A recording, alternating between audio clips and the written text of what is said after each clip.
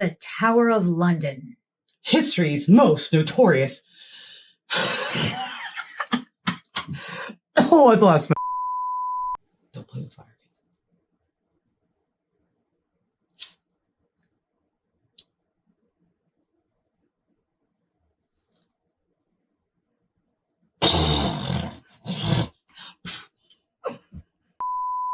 Welcome to the Natasha and Natasha's eyebrow shadows flying up and down. What is that, man? That's pretty cool. That's epic. It's not my eyebrows, by the way. It's my glasses. I know, it's but a shadow.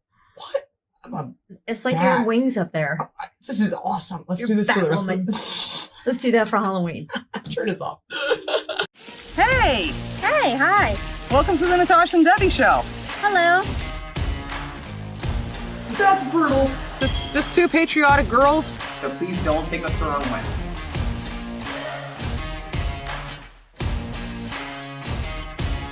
Hi. Hi, everybody. Welcome to the Natasha and Debbie show. We hope that you're having a wonderful weekend. Thank you so much for joining us today, guys. We are so glad that you're here to join us. Today we're going to do some history and some mystery on the... You've been sitting on that one for a while, haven't you? Yeah. And you just... And then I lost it. But that was good. I was impressed. I'm like, what is she going to rhyme with mystery? You were all wondering it too. But she's not wrong. In fact, she's quite right. In a moment, we're going to be taking a look at the Tower of London. The Notorious Prison. If you like us and you like the stuff we're putting out for you, hit that like button and consider subscribing to the channel. But don't do that if you don't want to see an actual reaction. Yeah, because we're going to stop and we're going to react. We're going to react, but also make sure that you want to be part of our insanely weird family if you haven't already noticed that. We also want to give a shout out to all of our Patreons over there. You get exclusive content on Patreon only. And patrons got to see me at my first castle ever. That's right. And you're getting some really cool fall recipes from Debbie here soon. So great stuff this month and next. All right. So yes, it has been asked of us since about the time we started this channel to do the Tower of London. Yes. Now, it's been asked both by the history of the prison and by the crown jewels, which is how much we know about it. And the hauntedness. This is Debbie's thing. Supposedly. She loves the haunted stuff. What a good time of the year to do it, right? But yeah, so all we know is the crown jewels are in the Tower of London. I don't know what the Tower of London looks like. So this would be a lot of information. Yeah. Something about ravens. And I've heard of like a bunch of ravens or clipped-winged ravens or something. My Aunt Linda told me about this. They live there or something. Yeah. And that's it. And That's then my just knowledge. a lot of haunted stories. Yeah, and like just a lot of crazy stuff. That's all I know. But I didn't even know it was actually a prison. Didn't know that till the title of this video. So we thought, it's time to do this video. It's been asked so many times. So we want to learn about the Tower of London, history's most notorious prison. I just like saying that. Sounds terrifying. So dramatic. Right. So let's dive in and learn some stuff. Here we go.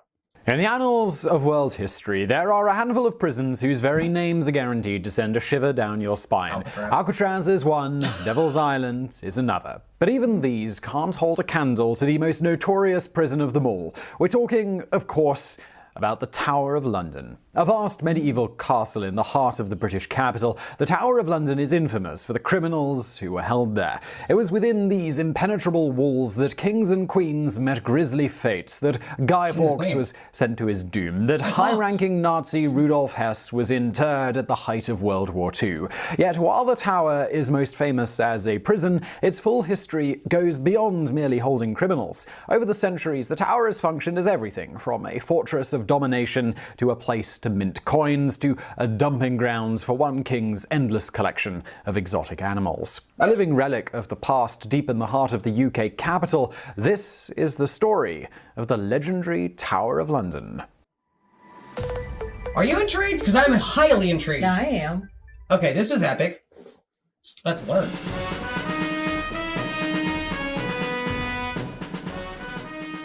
On October the 14th, 1066, a single arrow changed the course of British history. At the Battle of Hastings, King Harold of England was felled by an arrow gruesomely penetrating his eyeball, leaving no one to oppose William the Conqueror's rampaging Norman army. Come Christmas that year, the Anglo-Saxon period had ended, and William was on the throne. It was the dawning of a new age for Britain, the establishment of a glorious new dynasty. There was just one problem for the newly crowned William I. His new subjects didn't think his dynasty was all that glorious. In fact, there was a palpable sense that the people of London would sooner boot him up the old backside than bow before him. For William, this was a challenge. Now he had England, he needed to hold on to it, ideally by a show of force that would stop any rebellion in its tracks. But even a guy nicknamed the Conqueror couldn't just go around hitting every irate merchant with his broadsword. No, William needed something more potent, a symbol that would project his power across the capital, making resistance unthinkable. And it was from this need that the Tower of London was born. Construction on the tower first began in 1075, replacing a wooden fortress William's men had built to pacify the city. Known as the White Tower, the central part was designed to be visible across London, a castle so big that no one would be able to forget who their new masters were. But if you're expecting to hear that William's men immediately began locking people up in the tower, you need to know that it wasn't designed to be a prison. Far from being London's Alcatraz, the tower was more like a kind of medieval Death Star, a place from where the evil emperor, William I, could oppress England's citizens without having to worry about being killed by the Rebel Alliance. I don't know about you, but when you do Star Wars analogies, I totally get it. Here, wind that back a little bit. I love that. Death Star. A kind of medieval Death Star, a place from where the evil emperor, William I, could oppress England's citizens without having to worry about being killed by the Rebel Alliance or irate Londoners. I get it now. And yes, it was also a prison, but we're gonna come back to that in a bit. Over the next few centuries, the London Death Star grew even larger. It was in the 12th century that the outer curtain walls were added, turning the tower into something that we might recognize today. But it wasn't until the 13th century came rumbling into view, by which time William was long dead, that the tower really took its legendary shape. It's also at this point that tower became a misnomer. Really, the singular Tower of London is actually a whole host of towers, all of which began to spring into existence around the year 1200.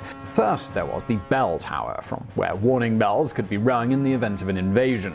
Second came the Wardrobe Tower, where all the king's clothes were held. Oh, cool. Finally, in 2020, the Lantern Tower took its place. Did you say 2020? Yeah, I thought he did. I'm like, hold up. Where all the king's clothes were held. Finally, in 2020, Oops. Well, I mean, a lot of weird crap happened in 2020, It so... sure did. I mean, it was a weird year. Sorry, I just like, huh? the Lantern Tower took its place, which lit the way for ships navigating the Thames. The completed tower was a monster, a place where anything or anyone could be safe. That's massive. At least that was the Yeah. plan. As it turns out, the tower wasn't maybe as invincible as people thought. Looks like it would be. Whoa. Where we going? In its centuries of existence, the Tower of London has had three major roles. The first was that of a prison, which we'll be discussing in detail in the next section. The second was something we alluded to in the introduction, a place where a number of kings locked away their exotic pets. The third was apparently as the place everyone went when they felt like having a revolution. The starting gun on these endless attempts to breach the tower was fired way back in 1189. That was the year of the First Crusade, when Richard the Lionheart went skipping off to start a royal rumble in the Holy Land. Barely had he got the ship to Europe than his brother John was leading a vast army against the tower, hoping to take it and have himself crowned king. He succeeded, but it was a short-lived victory. When Richard returned in 1194, he in turn overran the tower, dragging the snivelling John out at sword point. While we'd love to tell you that he chopped John up and paraded his limbs around the city, the reality is that Richard forgave his brother and then obligingly died and made him king just 5 years later. Still, letting John live did at least lead to an amusing interlude in the tower's history. It was King John who, in 1204, decided to turn it into a home for his lions, leopards, and bears. But more on that in a few minutes. While Richard and John's feud ended with an act of forgiveness, most rebellions centered on the tower came to much more grisly conclusions. Perhaps the most gruesome was during the Peasants' Revolt of 1381. That year, Richard II, a very different dude from Richard the Lionheart, decided to levy a tax on his subjects that would leave them both politically powerless and financially destitute. Bit of a classic King of England move. Am I right, Americans? Anyway, the peasants were all like, nah, not having it, dude. Nice. Nice, Simon. Nice little dig there, bud. Sorry, I have to rewind that a little the bit. King of England move. Am I right, Americans? Anyway, the peasants were all like, nah, not having it, dude. We're not gonna pay that. That's just, no. And then Richard II was all like, yes you are, you peasants.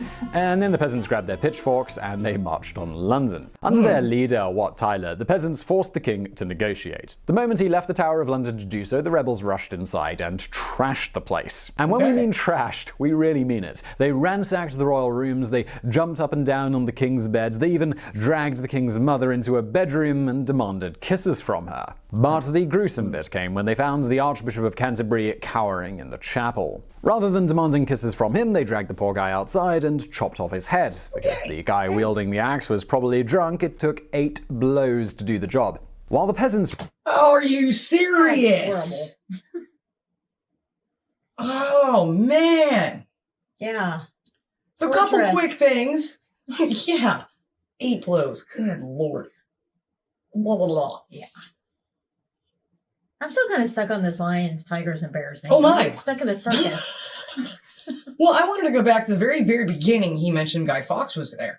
And if you guys have watched our channel, you'll know we did a video on Bonfire Night, on Guy Fawkes, the history and all that, November 5th. I said all 3 things, so I can't get yelled at.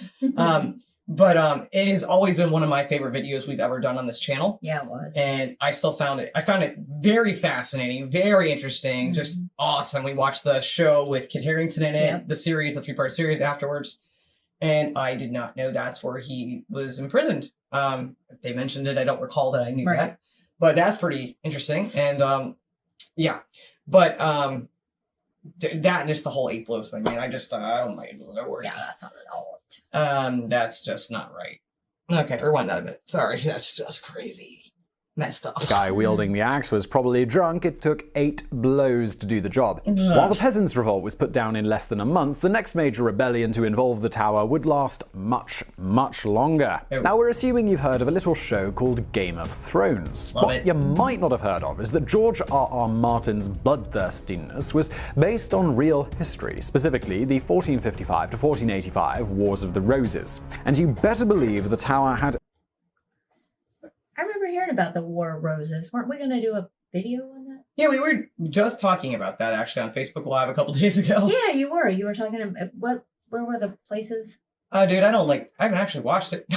No, but you were saying something about the War of the Roses and the location, the areas where it was. So I just remember talking about this briefly on Facebook Live. I don't know anything about the War of the Roses. It's a video we've talked about doing. Right. Let us know if you want us to do it. All I know, and correct me if I'm wrong, but I think I'm right about this. A War of the Roses would be between Yorkshire and Lancashire. And I remember when we did the Yorkshire video, Yorkshire is a white rose, so that would make the Lancashire a red rose. Hence War of Roses. That makes sense now. I hope that's right. Please be nice to me if it's not. I try. I'm thinking the movie War of the Roses. With Danny DeVito? Yeah. No. So people divorcing. The 1455 to 1485 Wars of the Roses. And you better believe the tower had a role to play in Game of English Thrones. I have heard principally about that of a prison for poor Henry VI. A weak and useless king whose weakness and uselessness was what started the wars, Henry was thrown in the tower by Edward IV in 1465. While his predecessor, Henry III, had been saved by retreating into the tower during the Second Barons' War 200 years earlier, Henry VI would have no such luck. In 1471, he was found dead in his cell, almost certainly murdered by Edward IV's men. At the time, it was probably the most shocking incident to take place in the history of the tower. But Edward would not have much time to revel in his cruelty. In a little over a decade, it would be his own children who became the tower's most famous prisoners of all. Really? Intrigued again. This is really interesting. And we don't know all these kings, sorry. We're learning.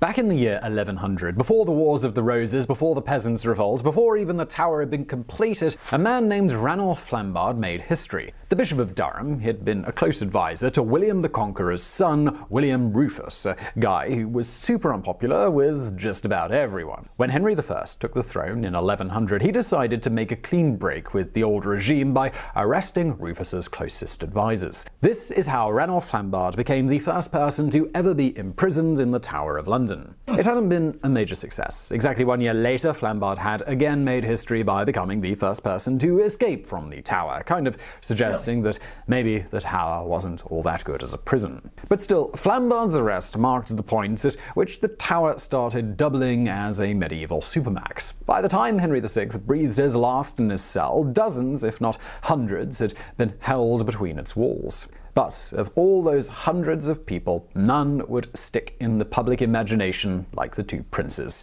After our old friend Edward IV killed Henry, he spent a good decade riding high, convinced that he had this whole War of the Roses thing in the bag. The only problem was that he had his two sons relatively late in his life, and neither was yet old enough to rule if Edward suddenly kicked the bucket. And, well, this is exactly what happened on April the 9th, 1483. The king dropped dead, leaving his son Edward V behind as a mere 12-year-old monarch. Oh, no. Even in the 15th century, letting a 12-year-old call the shots was clearly a bit wacko. So, Edward IV's brother, Richard III, was made Lord Protector, ruling in Edward V's name until he reached maturity. And yes, I know there are already way too many guys called Edward running around in this video. It's a little bit confusing, but blame multiple centuries of unimaginative royals. Anyway, Richard III was meant to protect young Edward V and his brother. Instead, Richard pivoted from Lord Protector to possible Disney villain. Not long after Edward IV's death, Richard had the two princes placed in the Tower of London for their protection. In reality, it was more for Richard's protection, or the protection of his claim to the throne. I get it. That July 1483, Richard had himself crowned King of England. Not long after, the boys vanished from the tower, never to be seen alive again. It wasn't until nearly 200 years had passed that their bones were found buried in the grounds. Although the murder of the princes has never been definitively solved, the popular explanation, or at least the one Shakespeare gives us in his play Richard III, is that Richard had the boys killed, just as the boys' father had had the useless Henry VI killed. But hey, 15th century history may have been brutal, but at least it had a sense of karma. Not 2 years later, Richard III was in turn killed, in this case in battle, by Henry VII. With Richard's death, the War of the Roses came to a bloody end. But the use of the Tower of London as a I'm getting most of this. It's just that there are quite a few Edwards and Henrys. There are. But I'm starting to get it. Yeah, and I do like Simon. I hope you guys do. I know some people said in the past, like, they're not huge fans of his stuff, but we really like his stuff and gain a lot of knowledge off his videos. And it's just fascinating. Like, this is way deeper than I would have ever thought. Yeah. I thought we were just going to hear about like 5 or 6 different like inmates that were here at some point. Yeah, some little basic stuff. But I really like that he's going all the way back to 1100s.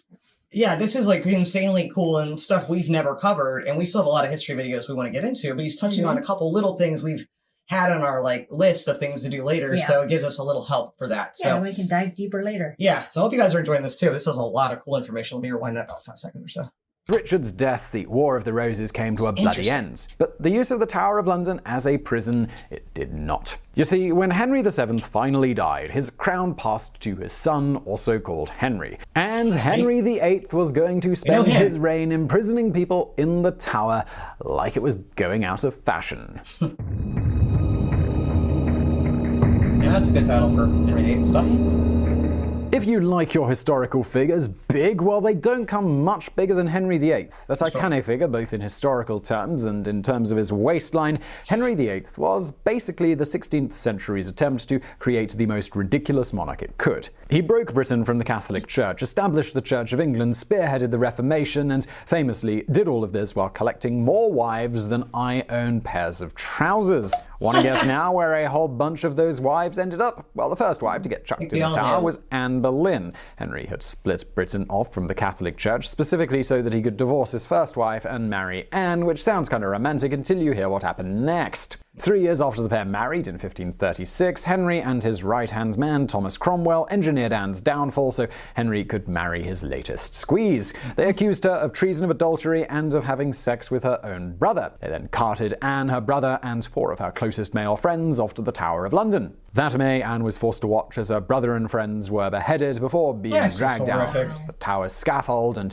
decapitated herself. But English history still had its wicked sense of karma. Not 4 years later, Thomas Cromwell, was also arrested for treason and dragged off to the Tower to be executed. Supposedly, he spent his last night on Earth in the same apartment that Anne had stayed in before her execution. We wonder if he spared a thought for the woman whose death he had helped to engineer. Yeah, I wonder. Right. The decapitation party at the Tower, it didn't end there. 2 years after Cromwell's death, Henry was by now on to wife number 5. Catherine Howard was Anne Boleyn's cousin, although it's likely she barely remembered her. Catherine was a mere 16 when she married the nearly 50-year-old Henry in 1540, 4 years after Anne's death. If you're thinking that age gap doesn't sound like a basis for a successful marriage, you are even more right than you thought. Barely a year was out before Catherine was discovered having an affair with a younger, hotter, and altogether less rotund man. So it was a quick arrest, a short trip to the Tower, and then another thunk of the axe, and goodbye wife number 5. It is said that before she was decapitated, she asked for the block that she'd have her head chopped off on brought to her cell so that she could practice kneeling before it.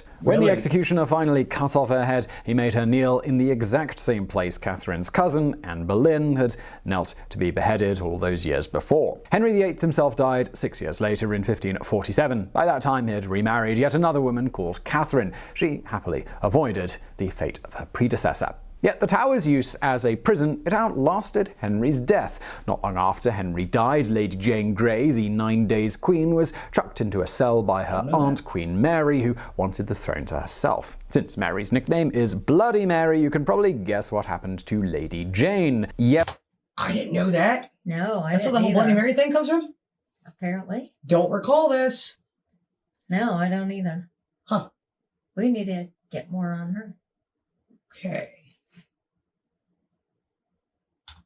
Since Mary's nickname is Bloody Mary, you can probably guess what happened to Lady Jane. Yes, another thunk of the axe followed by the thud of a head rolling into a basket. Another famous inmate of the Tower of London was Guy Fawkes, the guy who tried to blow up Parliament. Guy Fawkes was one of the few prisoners to ever escape the Tower's fate for them. Not in the sense that he scaled the wall and ran away, but in the sense that as he was being led to the scaffold for execution, he managed to leap over the side and break his neck, dying instantly. Even in death, we like to imagine he was grinning from ear to ear. But there was one other set of prisoners at the Tower who wouldn't be remembered by history, who wouldn't even be regarded as prisoners by their jailers. It's time for us to finally meet the animals of the Tower of London. I was wondering if you were going to bring this up. Yeah. All right. So weird. Zoo. All that and then a zoo. Okay, so we need to wind the clock back now. Back across the centuries, back across Henry VIII's 6 wives, back across all those damn guys called Edward, all the way back to the reign of King John. Remember John? He was the brother of Richard the Lionheart, the one who stormed the Tower while his brother was out crusading, only to be dragged out of the Tower at sword point when Richard returned. Well, when Richard died in 1199, John became king, a job that he really sucked at. Seriously, if John was trying to get hired at Walmart today, he'd leave king off his resume because he was so bad at it. In the early part of his reign, John lost a whole lot of the Norman lands that England had been united with since William had done his conquering. The only consolation was that John actually got a consolation prize for real. In 1204, just after it lost Normandy, John received 3 crates. Inside them was a collection of exotic beasts from across the world, including lions and bears. So, well, what did John do with these unwanted zoo animals? Well, he did the same thing that Henry VIII did with his unwanted wives. He locked them up in the Tower of London. The Tower of London menagerie would outlast John's crummy reign not just by 6 years or 6 decades, but rather by 6 centuries. From this inauspicious start, it grew to be one of the largest collections. I'm sorry, I'm stuck on what I thought he was going to say. He was going to chop their heads off of the poor animals, so I'm still stuck on that. I'm like, well, didn't you think that? No. Really? I just thought lock them in the Tower. Oh, man. When I think of Henry VIII, the only thing I really think about is heads rolling, you know? So, rewind that a little bit. Sorry. I'm all nervous. Are you guys like me? You watch a movie and there's a dog in it, and it's like, if you kill that dog. Yeah, we're done watching. We turn it off. Would outlast John's crummy reign not just by 6 years or 6 decades, but rather by 6 centuries. From this inauspicious start, it grew to be one of the largest collections of unusual animals in the whole of Europe. John's successor, Henry III, was particularly adept at adding to the menagerie. In 1252, he convinced the King of Norway to gift him a polar bear for the Tower. Just 3 years later, in 1255, he added the first elephant on British soil since the days of the Romans. For those able to see the menagerie, and we keep using that term because zoo didn't really come into fashion until the 19th century, it must have been as awe-inspiring as it would be for us to see a live T-Rex being ridden by a shirtless Jeff Goldblum. But the actual numbers allowed to witness the animals could be counted on the palm of one hand. Menageries in Europe, they weren't for the public or for science or for private entertainment. They were for showing off. It's sort of like the King of France has a bear, does he? Well, then we shall get a polar bear. But maybe that was for the best. Much as we hate to ruin this light-hearted segment, the truth is that the animals in the Tower of London suffered atrociously. Take the lions, for example. While the 3 lions are a symbol of England, somewhat confusingly, as that's 3 more lions than we've ever had living in the wild, the lions at the tower, they were chained up and kept in a tiny, cramped space known as the Lion Tower. When James I assumed the throne, he even instituted regular fights between the lions and dogs for his own amusement. Still, the lions had it better than London's stray cats. Legend has it that commoners were sometimes allowed in to see the beasts if they brought a cat for the lions to eat. By the 18th century, the menagerie played host to rhinos, baboons, ocelots, wolves, tigers, hyenas, and others too numerous to mention. But while tales persist right into the 19th century of people doing crazy stuff like trying to get the elephants drunk on wine, the Tower of London's petting zoo couldn't last forever. Starting in 1831, the animals were slowly removed and placed in the slightly saner environment of the newly opened London Zoo. That's a good By call. the end of that decade, there were no animals left in the tower. A tradition. He never mentioned this raven thing that I don't know anything about it really, but my Aunt Linda brought it up to me about the ravens that live there. Saying something about that. I thought I heard something about their like wings were clipped or something, and they were like basically I don't know.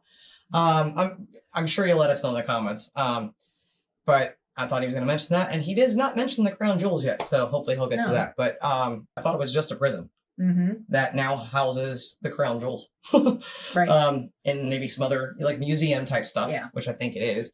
But I didn't know it wasn't originally built not for a prison. This is definitely like the place in London I would want to go to the most. Yeah, like most the history, first place. a lot of different facets to it. The first place I'd want to go check out, even before Buckingham Palace. Like I want to go here first, and check this place out. I would agree. You would? Yeah. Awesome. Stretching all the way back to the 13th century, had finally come to an end. The story of the tower itself, though, it still had one final act. What? Now I'm getting freaked out. Oh, wartime. Okay. Wait, so that sounded creepy. By the time the 20th century dawned, the Tower of London had lost almost all of its historic functions. The royal family no longer lived there. The animals were gone. The royal mint had been moved. There wasn't even a tower left for the king's wardrobe, for goodness sakes.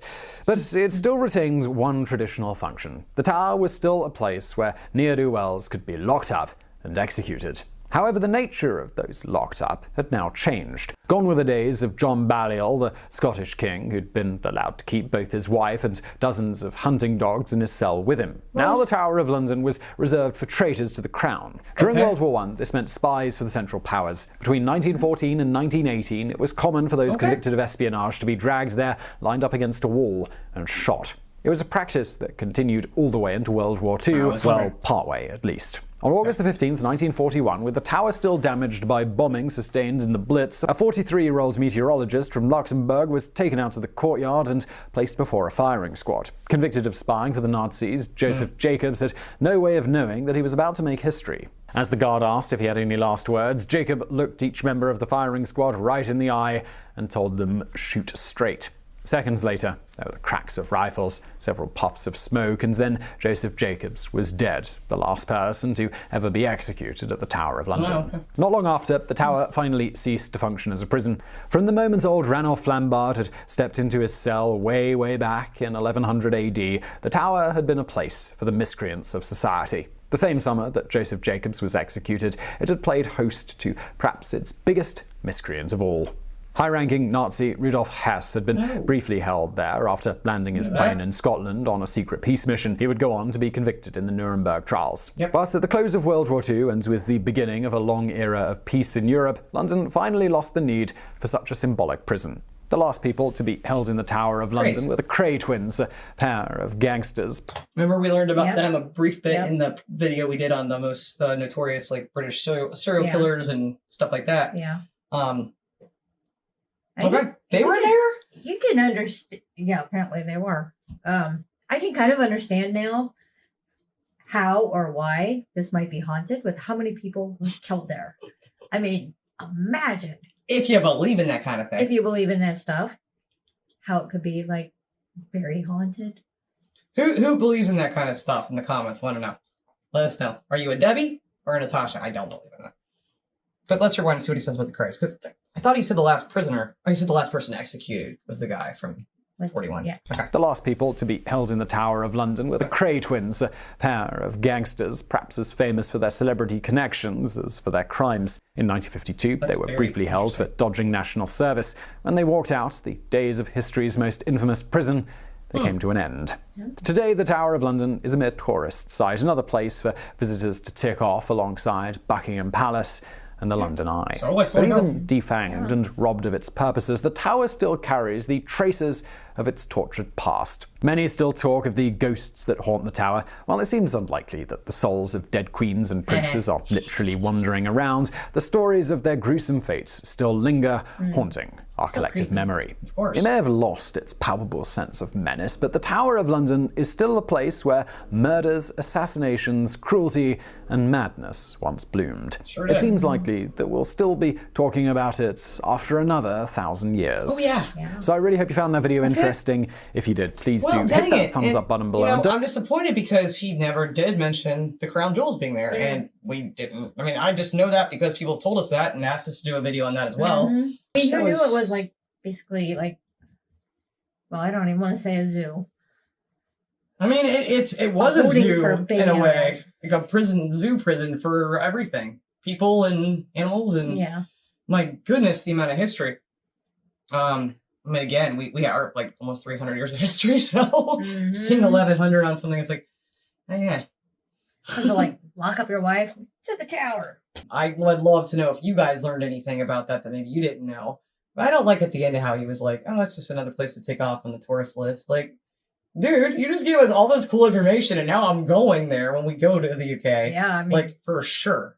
So many people were there and murdered there. Well, and just executed. Like the history of everyone, you know, like all the stuff from Henry VIII before that, of course, the whole thing with Guy Fawkes. It's just fascinating to me learning that kind of history. A lot of it, for sure, but still absolutely fascinating. And let us know if you learned something on this one.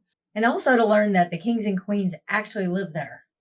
Yeah, that was like weird. I didn't expect that either. But so much information. But this was a good time of the year to do this. I think it was. I think so too. And I'm glad that I'm glad we did it. Thank you to, again, this was so long ago and it's been suggested so many times for us to check this video out. So thank you all. Sorry to make you wait so long. Hopefully you liked it. If you did, please hit that like button and consider subscribing to the channel, guys. Thank you so much for watching with us. Again, we hope you enjoyed it. We'll be back on Wednesday. We appreciate you. Don't forget, love like jazz. Be as strong as Tyson. See you Wednesday. Bye.